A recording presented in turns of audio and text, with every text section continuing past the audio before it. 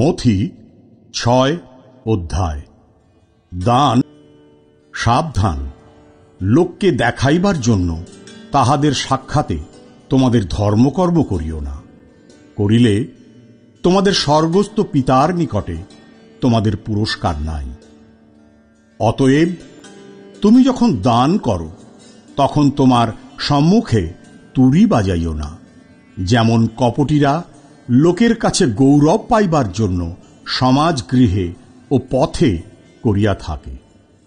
আমি তোমাদিগকে সত্য বলিতেছি, তাহারা আপনাদের পুরস্কার পাইয়াছে।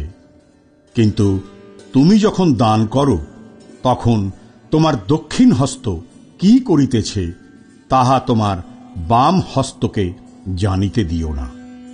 এইরূপে তোমার দান যেন গোপনে হয়, তাহাতে তোমার পিতা যিনি গোপনে দেখেন তিনি তোমাকে ফল দিবেন।